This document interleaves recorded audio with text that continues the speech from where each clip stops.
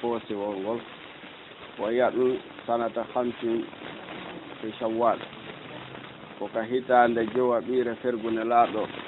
كا جم أنا كجلدان وسببها كون سبب دهر أن اليهود لما رأوا بينو انتصار المشركين قولوا قل شركوا يوم أحد يندهر أحد وعلموا بأندك دي بميعاد أبي سفيان فدندرغول أبي سفيان فدور أبي سفيان دل غزو المسلمين في حبوغول جيبين أنه وند كان أبا سفيان خرج ويلسن لذلك نوم مالك غزوة بدر دمو من لا يهونو أبو سفيان كان يحال بأندي وند أبو سفيان يلسن لذلك نوم فيما رجع ورفت روتي بأندي يلسنو وعلى لاول يلسي كان يحال فخرج ونسيلت أشراف تدب اليهود إلى قريش بيك قريشين يحرضونهم برر إنبه على غزو رسول الله يحب قلنا الله صلى الله عليه وسلم وأجابتهم نوتي بقريش ثم خرجوا فوتي بيلتي كم اليهود إلى غطفان بيك غطفان فدعوهم بنود غطفان كدي واستجابوا بين كدي نوتي له وند اليهود ثم طافوا بجندي بقبائل العرب يقولي عرب لي قلت ثم ذكر القصة وجنتي قصة إلى أن ذكرها وجنتي قصة الأورانيين قصة أورانيين قبلين وقالوا فيها عندهم قصة أورانيين قبلين تنالوا وقالوا فيها من الفقه إنه عندر دون ثمر فقه قصة أورانيين قبل عندك أرنو بسامين أتي يعني بأرنو بنياوس مدينة نرادوية بيهو كيلو سارك رجعين تيسون بيارا باولة دم بلوتو بوادي دوم بنديكي مسافر بنديكي بوادي أين نور ديوم بسوقي كيلو نكال بنابو نرادو إمينو بكو كتاب نانغوي بأدي بي تايكو بوادي أين نور بوارنو بتوفي جيتا ماكو نكال نرادو ياميري بكاب بوادي رنو بوادي أيانو بليلة كنانغ كام بكاد جيتا بتوفي ونوي فيها هنا تون من الفقه مرد غاند فقه دين جواز دغاده شرب يرغل ابوال الابل باول جلو وطهارة يته دون كدي لابغول باول ماكول اللحم نيامته دي تيو باول نايدي دم جلو والجمع للمحارب no don kadi hollata no dago wal jammu e hawtindirgol lil muharibi wonande dartiɗo haɓi julɓe ɓen so nangama woni wujjirayɓe armuji ɓen detturta bayna qati yadino dago ka hawtindire tajugol jungo makko ngo warjire koyngal makko ngal wa qatli e wargol mo kadi ida ahadal mala to ƴetti jawdi ɓeɗo ko ɓeɓɓe waɗi fof ɓe hulɓini ɓe wari ɓe dufi guitta makko ɗe ɓe ƴetti jawdi nelaɗo kadi hawtiraɓe ɗum ɗo fof ɗatta taw koyngal daƴƴe jungo taƴe yilti noon kadi ɓe wara kadi wa annahu yuf'alu bil jani no holla ɗo kadi no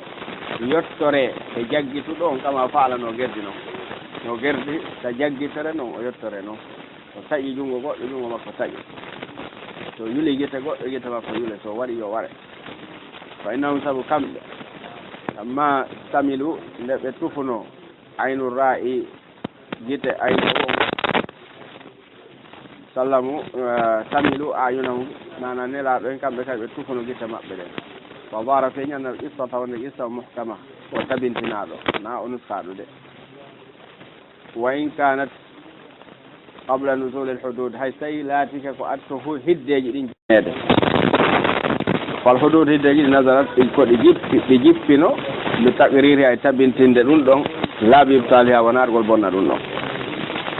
faslun fi qissatil hudaybiya ɓe hewta fi qissa ko feƴƴuno hudaybiya kon wa dakara o janti al qissata qissa o ila an qala ha wi wa sulhu ala wadi al harb sulhondirno yani ɓe ahodi ɗon e wallingol geeru 10 sinina ɗum sappo wa yarji anhum ende nelaɗo ruttoto e maɓɓe ara o naatali makka amahu dalika nden hitande makko ɗon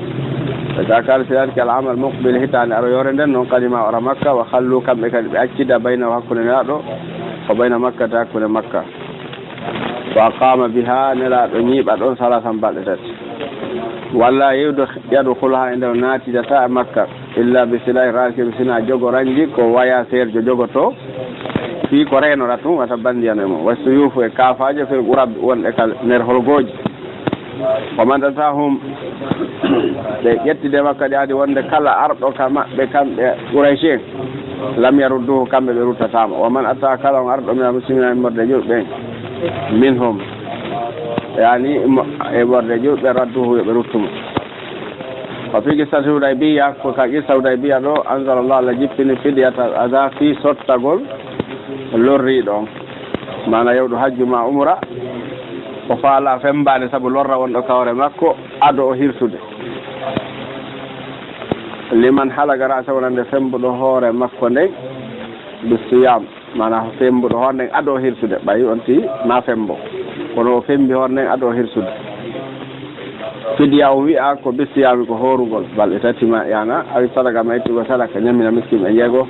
awi nusuku mara ko dammol ɓe hirsata ɗum ko fi shani Ka'bun ujra ko fi fiyake Ka'bun ujra taw wa fiha woko ɗo e nder nde hitan ɗo ma e nder o qissa ɗo da'a nelaɗo du'anino lil muhalliqina wonande fembi ɓen salasande laabi tati walil muqassirina o du'ani ɓuytuɓe sukundu ɓen tun hara ɓe fembaki laaɓi marratande wotere holli ko fembagol laaɓagol ɓuuri moƴƴi o fiha ko e nder o qissa ɗo naharal badanata nelaɗo borinowo ngeloba wota an ashratin fi yimɓe sappo wal bakarata nagge wote an sabatin fi yimɓe jeɗɗo wa fiha ko e nder o qissa ɗo ahada nelaɗo nelduno jamal abi jahal ngel o ba abi jahali ma waɗɗino ban gasaka badr liyahiba bihi ko fi o tikkinir ɗum al mushrikina shirkoɓe ɓen wa fiha ko e nder o qissa ɗo on sila jippina surat al fatih walamma raja ne ruttila al madina ja'ahu are makko nisa rewɓe mu'minatu gonɗinɓe fana ullahu Allah haɗi man irja hinna ruttude ɓen ɗon فقيل هذا نسخ للشرط في النساء فقيل وبيام هذا نسخ للشرط ولا شرط في النساء كبان ربه بيوانا لا رفيرتنود ونو سارتي تلنك ربه بيانو أرضو كما بيبناتهم وقيل يام التخصيص كهرتنند للسنة ولا سنة نالهم بالقرآن سب القرآن وهرتنرغل سنة نالهم قرآن وهذا عزيز جدا ونو سارتي مؤمن يقول بوتيني سنة نالهم قرآن عزيز جدا وقيل أيام كان لم يقع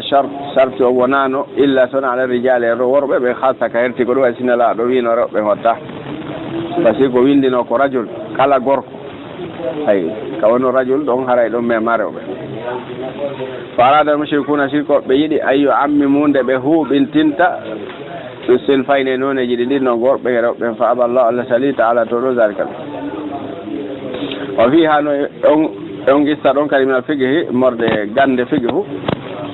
e timaruhu waɗugol makko umra sallallahu alaihi wasallam fi ashhuril hajj lebbi hajju ɗi wa anna al ihrama holli horminanagol ɓe rumrati umra min al miqat ka miqatuji afdal ɓuri moƴƴude kama anna al ihrama wona noon horminagol bil hajji hajju ngu kadi kadalika wona noon wama hadis tawi ko hadis man ahrama bi umratin wiɗo kala horminande umra min baytil maqdis wofira lahu haforantemo fala yasfutu on hadis tabita ومن هذا أن سوق الهدي نسوقول هذا يجد سنة كسنة في العمرة كعمرة المفردة هلك عمرة بجل إناء هلك عمرة توم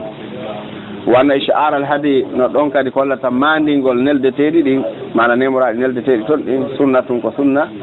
لا مسلط ونا تجول بالي بجي كونتري بس يكون باعهم بسيكة تلقم بفيت يجانا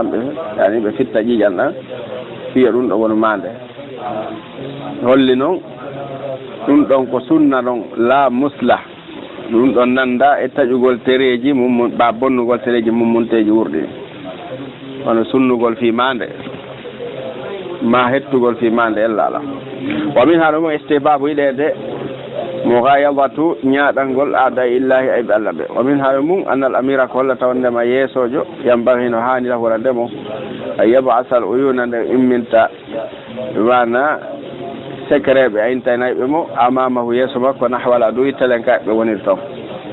wa min ha mum annal isti'anata ɓe shirk holli wallitorgol shirku almamun annal isti'anata bil mushrik awa annal isti'anata ɗaɓɓirgol ballal bil mushrike kafi yani shirkowo almamuni kono hara ko hoolaɗo fil jihadi ka jihadi jaizatno lagi lil haaja so tawi ko fi haaju hara ko haaju noddema lianna uyaynata al khuzai saabu o wiyeteɗo uyayna khuzai yankejo kafirun ko keferun wa min ha ɗo mum istibabu ɗeɗe mashuratul imam disnagol imam ra'iyatahu lamateri makko ni wa jeyse kono makko ngu istihrajam fi yaltingol li wajhi ra'yi yeeso feere nden istitabatan e laɓɓingol kadi li fuusi wonkiji maɓɓe ɗi wamti sala e ɗoftagol li amrillahi yamirore allah feere